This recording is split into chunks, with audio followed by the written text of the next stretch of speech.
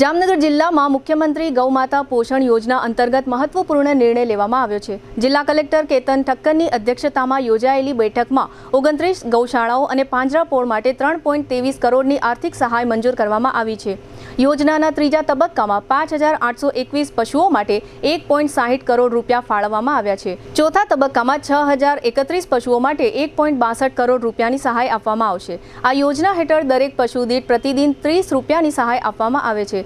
ત્રીજા તબક્કા માટે કુલ 33 સંસ્થાઓએ અરજી કરી હતી। તેમાંથી 27 સંસ્થાઓની અરજીઓ મંજૂર કરવામાં આવી છે। 2 સંસ્થાઓની અરજીઓ નિયમોનું પાલન ન કરતી હોવાથી નામંજૂર કરવામાં આવી। 4 સંસ્થાઓએ સમયસર અરજી કરી ન હતી। ચોથા તબક્કા માટે 32 સંસ્થાઓએ અરજી કરી હતી। તેમાંથી 29 સંસ્થાઓની અરજીઓ મંજૂર કરવામાં આવી છે। 2 સંસ્થાઓની અરજીઓ નિયમોનું પાલન ન કરતી હોવાથી નામંજૂર કરવામાં આવી। એક સંસ્થાએ ડુપ્લિકેટ અરજી કરી હતી।